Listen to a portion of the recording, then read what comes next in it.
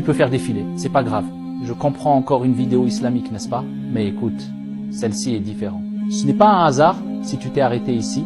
Peut être qu'Allah voulait que tu entendes cela aujourd'hui.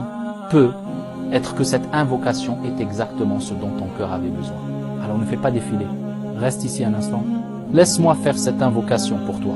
Ya Allah, le tout miséricordieux, le tout puissant, pour la personne qui écoute en ce moment, protège-la.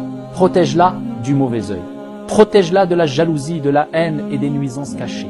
Protège-la de la sorcellerie, des murmures, de shaitan et de tout mal invisible. Ya Allah, entoure-la d'une protection qui ne faillit jamais. Couvre-la de ta miséricorde. Protège-la par tes anges. Qu'aucun mal n'atteigne son corps, son esprit, son cœur ou son âme. Ya Allah, si quelqu'un lui a voulu du mal, transforme-le en bien. Si quelqu'un a parlé contre elle en secret, fais taire ses paroles.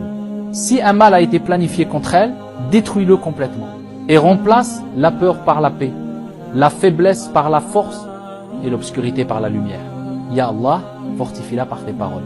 Protège-la par Ayat al-Kursi. Protège-la par les 2 derniers versets de la sourate Al-Baqarah. Protège-la par les sourates Al-Falaq et An-Nas. Ya Allah, que l'envie ne touche jamais à son succès, que le mauvais œil ne trouble pas son bonheur, que la sorcellerie n'approche ni de sa maison ni de sa famille. Accorde-lui la sécurité lorsqu'elle dort et la protection lorsqu'elle se réveille. Ya Allah, guéris ce qui a été blessé. Restaure ce qui a été brisé. Allège chaque fardeau qu'elle porte en silence.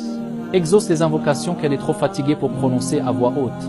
Mon frère, ma sœur, ce que tu viens d'entendre n'est pas de simples paroles. Ce sont des protections enseignées par le prophète Mohammed. Si tu pars sans partager cela, demande-toi qui d'autre aurait pu être protégé grâce à toi. Certaines personnes souffrent en ce moment du mauvais œil, de la jalousie et de mots invisibles, et Allah t'a permis d'entendre cela en premier. Ce n'est pas un hasard. C'est une responsabilité. Le prophète Mohammed sallallahu alayhi wa sallam a dit « Celui qui guide vers le bien a la même récompense que celui qui le pratique. » Alors partage. Que ton partage soit ta sadaqa. Que les anges inscrivent ton nom parmi ceux qui ont protégé les autres.